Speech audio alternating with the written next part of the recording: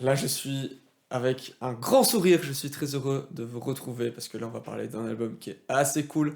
C'est celui de Rich Brian, Brightside. C'est un EP, donc un album court. Et là, pour ce fait, il est vraiment court vu qu'il n'y a que 4 chansons qui sont toutes vraiment stylées. On commence donc avec la première, New Tooth, qui est sorti 2 mois avant l'album.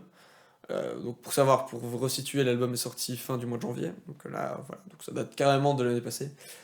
Ouais, je suis le genre de connard qui fait la vanne, qui commande une pizza le 31 décembre et qui là, le 1er janvier, qui dit «Oh, j'ai attendu depuis l'année passée». Ouais, ça c'est moi, ça.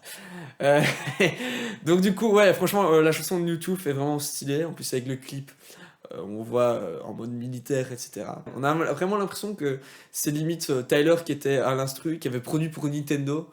On a demandé, tiens, Tyler, produit pour Nintendo, t'en fais une chanson rap et tu nous sors ça. On a l'impression que c'est ça l'instru. Ça donne vraiment quelque chose de vraiment cool. Très très fort rap. Comparé donc justement, j'en avais parlé juste avant, donc il y avait l'album qui s'appelle 1999, qui est l'année de naissance de Rich Brian. Cet album se date de 2020, donc c'était un EP aussi. Et là, on était dans un mood un peu plus pop, rap, un mélange des deux. Là, pour le coup, dans le Bright Side, on est vraiment beaucoup plus dans le mode rap. Et je crois que c'est ce que j'aime le plus chez Rich Brian. Rich Brian, qui était connu déjà pour le rap à la base, hein, très très jeune, avec son autre nom qui s'appelait Rich Sugar, avec Datchstick, qui était un son qui était vraiment fou, qui était dans l'absurde, un peu plus pris dans l'humour, etc. Entre-temps, ça fait déjà des années que Rich Brian a changé de personnage, etc., pour un mode plus sérieux. Et là, on le retrouve au top de sa forme. Donc ouais, cet instru en mode Nintendo Tyler, qui est assez froide et rapide, comme justement le rap et le flow de Rich Brian, assez froid dans les paroles et assez rapide, donc très stylé pour commencer cet album. Comme dans la première chanson, on a aussi un changement d'instru dans cette deuxième chanson, Lagoon, très chaud, toujours Brian, incroyable. Le refrain est pas exceptionnel, mais il est ok. Il revient une fois ou deux, et une deuxième fois, enfin il revient 2 fois à la fin du coup. Ça c'est plutôt pas mal, mais donc, voilà, on, on accepte vraiment bien ce refrain hein, comparé à tout le reste où Rich Brian est très chaud. Un changement d'instru assez cool, un moment assez phare où Rich Brian dit My biggest motivation was my dad and some shit that says my shit was trash. Donc voilà, c'est du fait que son père lui dit ouais c'est pas ouf et que bah, évidemment sur internet des putains de mecs disent que ces chansons sont pas ouf. Bah, évidemment ça apporte une motivation. Prendre la mauvaise énergie pour en transformer par une meilleure et dire bah ok je vais faire mieux du coup. Bah, c'est ce qu'a fait Rich Brian dans cet album. Là, il n'y a pas de doute. Après, rares sont les fois où Rich Brian m'a déçu. Dans ses albums plus longs, il y avait quelques sons qui étaient pas ouf, etc. Mais voilà, encore une fois, les EP, je pense que c'est le truc que Rich Brian maîtrise le mieux. On part déjà sur la troisième chanson, déjà l'avant-dernière, parce que l'album est très court. Get Showmans, en featuring avec Ramon Hu, donc les deux gars de 88 Rising se réunissent. Donc 88 Rising, pour faire très court, c'est un peu dans le même délire que Lyrical Lemonade, pas forcément en mode clip, mais prendre des stars et les foutre sur une seule et même chaîne. Voilà, c'est un peu ça l'idée, même si depuis Rich Brian a sa propre chaîne, évidemment. Mais voilà, c'est 88 Rising original. Donc voilà, revoir Renou est très fort. Dans ceux qu'on connaît dans 88 Rising, il y en a aussi Joji, hein, qu'on connaît vachement bien. Donc ouais, il n'y a pas que du rap, évidemment. On a aussi Stephanie Poetry, très forte, Ayer Brothers. Voilà, donc tout cela, c'est 88 Rising et ils sont juste très forts. One ou plus jeune, qui apporte une nouvelle dynamique, qui avait sorti aussi un nouveau son qui était vraiment bien. Runaway W Me. Assez cool, je vais pas faire une review de ce son là, attention, j'ai pas envie de divaguer non plus, mais bon voilà.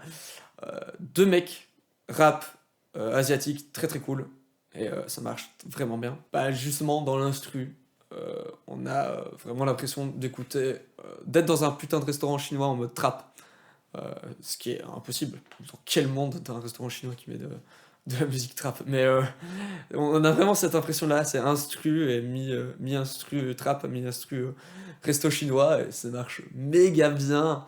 et surtout le flow de One Who et de Rich Brian, les deux sont vraiment exceptionnels. Et pour moi, c'est vraiment le coup de cœur de l'album, parce que voilà, c'est un putain de banger, il n'y a vraiment rien à dire. Ça représente bien l'album aussi, ça représente limite bien les deux artistes, donc voilà, là c'est chapeau, il n'y a rien à dire. En plus de ça, on a Denzel Curry à l'intro, donc ça c'est free. Et que dire, c'est vraiment beaucoup trop stylé pour en parler. Le clip aussi est vraiment stylé, on voit dans des espèces de bus londoniens comme ça, très cool. Et du coup, on part déjà sur le quatrième son, et évidemment la dernière chanson de l'album, Sunny, qui n'a rien à voir avec Sunny de Bodem, OMG, et qui dure 2 minutes 40, avec un sample caché, que j'ai réussi à trouver moi-même, je suis un homme heureux, sample, ou si c'est pas un sample, en tout cas ça y ressemble vachement, de Kendrick Lamar dans XXX, en featuring avec U2, donc dans l'album Damned.